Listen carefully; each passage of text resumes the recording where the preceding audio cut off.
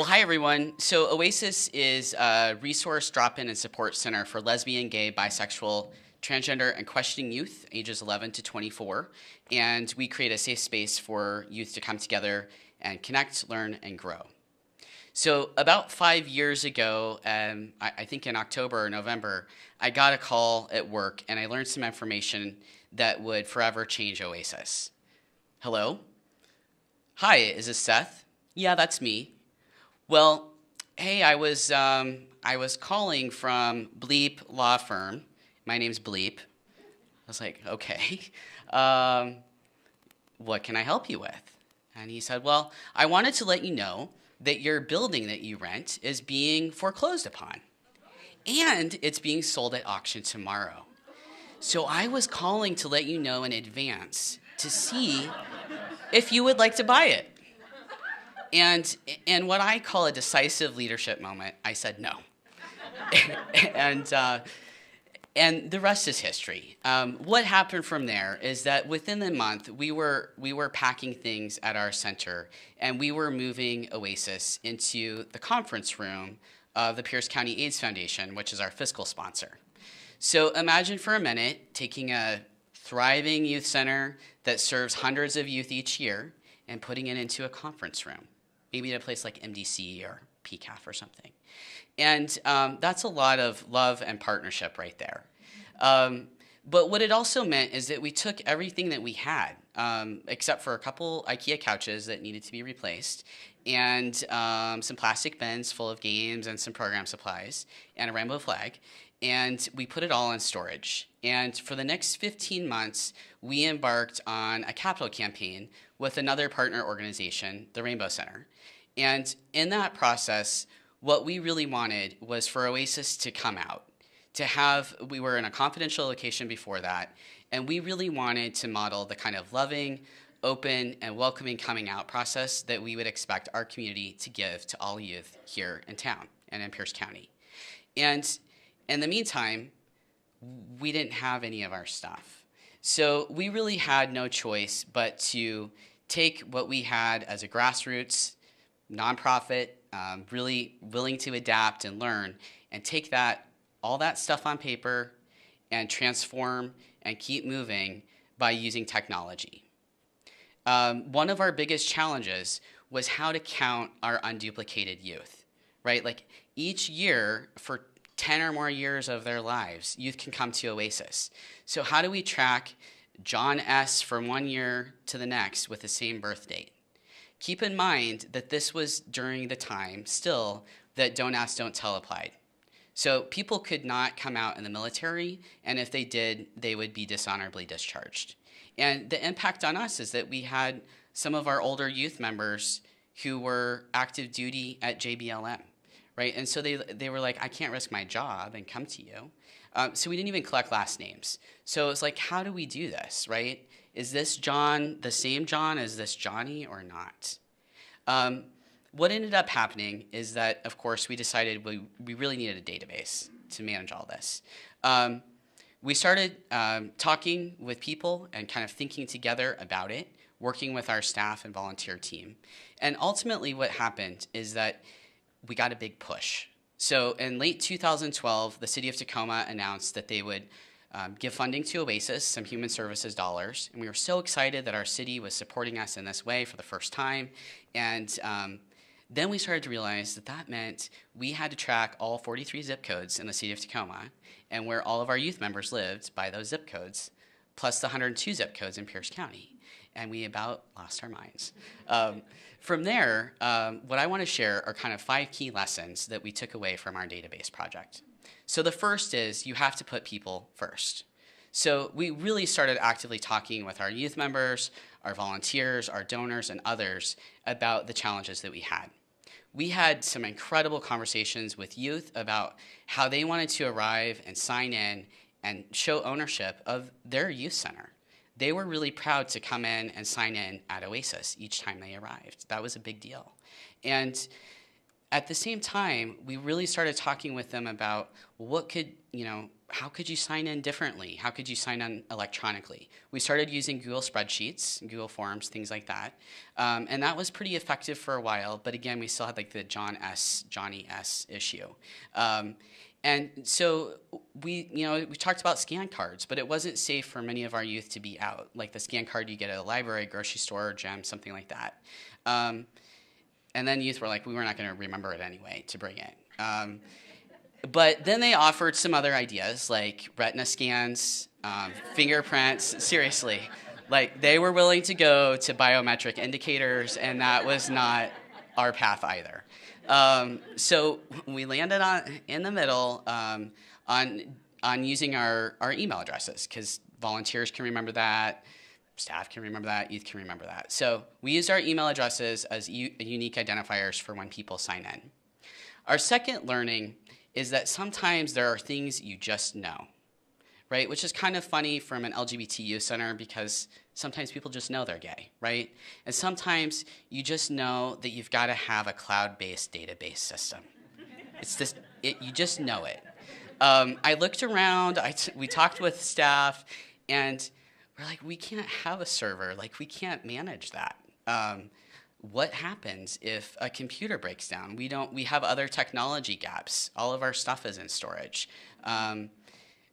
Like the time I spilled my hot tea on a computer and it died.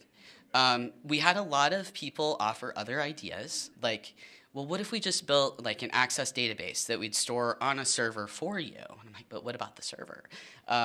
Or this idea of like an Excel spreadsheet that ran a lot of macros and formulas. I was like, we'll never be able to keep track of it, and it'll live on one computer, and then something will happen to it.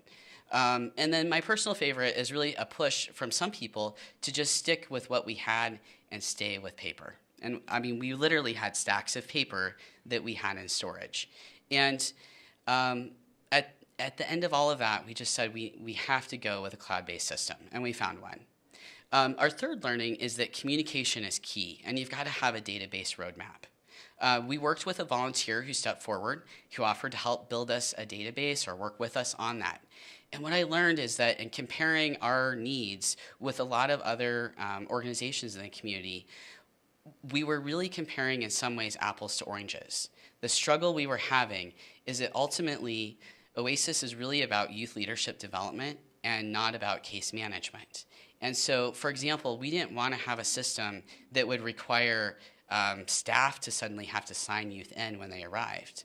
What we really needed was something that youth could sign into at their youth center when they arrived, right? So we started to better understand through our volunteer what our model was, and that we needed a database that met our model and our need and our mission versus changing our mission and our model for this database thing, right? And but we could have gone there very easily. Our fourth learning is that sometimes you have to spend some to get some. So I had this like City of Tacoma contract and the 102 zip codes that was about to come into fruition, which was very exciting, but we really needed this database.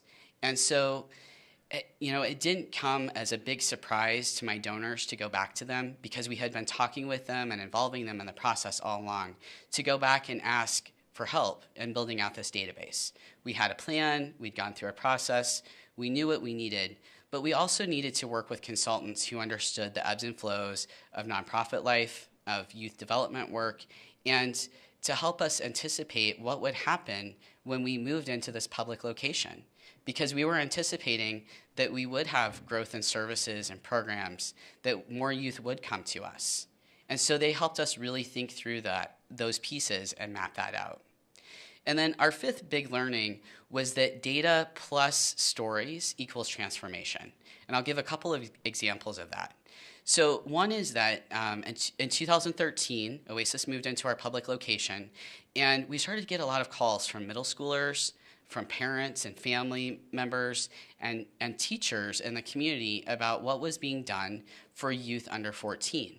And at the time, there wasn't anything available for them. But because we had a database, we were able to keep track of the youth and the families and the needs in the schools.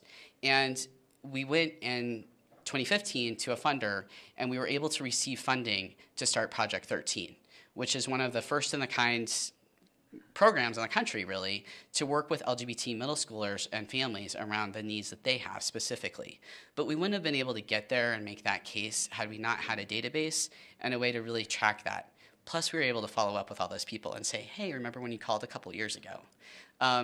Another example of that is that we had some amazing interns come to us from UW-Tacoma, and their job for a couple days was to call all middle, high school, and university and colleges in Pierce County and just find one safe person that we could contact if we had a student who was coming to Oasis from one of those schools. And one of our interns got into an interesting conversation with a local principal at high school, and he said, oh, hey, you don't have to worry about this. We don't have any gay students at our school. So we don't need a safe contact. And it was difficult, I mean, of course, right? But it was difficult for us to give him anything immediately to help him understand or correct that misconception. What we have now, I mean, as soon as we got information into our database, that was one of the first things that we looked at. We're like, how many people do go to that high school? And it turns out that 63 students went to that high school over the past couple of years, right? And so now we can carry that information around when we go out to different partners in the community or schools or start to make these connections. And that can be really powerful to figure out what kind of a mission alignment do we have. So in the end, there's a couple of pieces that we really walked away with, that some data sets that we would not have been able to share otherwise. The first is that in 2013, when we came out, we were serving a pretty high number of youth, hundreds, and that number has increased by about 25% each year. So what I know that is that already this year, we have served more youth than any other year in our 31 years of history. So like 575 youth have participated in Oasis. And we also know that youth are coming out at younger and younger ages. So in about 1996, the average coming out age was 25. And this year, that age is about 15 or 16. And of course, those are trends that we're seeing mirrored here in Pierce County at Oasis. That's why we started Project 13. But this is also the first year at Oasis where over half of our youth members will be under 18, which is a really big deal. It means we have more supportive parents and families and community members who are sending and referring and supporting youth in getting to Oasis. But it also means that we have other planning to do around how to support the needs of that age group. Another piece that we know is that LGBT youth continue to face a lot of disparities in our community and nationally, especially youth of color who are LGBT. So one of the pieces that we know is that at Oasis, for our participants, every year, about 50% of those youth have experienced homelessness because of family rejection. That is a piece that we just would not have been able to add up had we not had a database. The other thing that we really know that we are so excited about is that youth came to Oasis in 1985, and they are still coming to Oasis now for many of the same reasons, which is to connect with community, to find peer support, to find other people like them, and really to make a positive difference. Almost 90% of the youth who come to Oasis say they want, in addition to all of those other things, that they want to give back and they want to contribute to their community, which is really powerful given all that's going on in their lives. So as professional nonprofit storytellers, that's kind of what our role here is, we never know what kind of call we're going to get, right? From the media, from a partner organization, from one of our clients, an elected official, a donor, and so on. And what I have realized over time with our database project is that we are better able to answer any one of those calls so much more fully because we have a database and we have information that is managed, that we can plan for the future, and that we can share that back out with people. I think that what the database has really helped us with is that when we started our coming out process by moving into a public place, what we needed to be successful is a way to tell our story. And now we have the data plus the story that really enables us to do that. So we can really say more fully now where Oasis has been, where we are right now, and then plan together for where we're going to go. Thanks.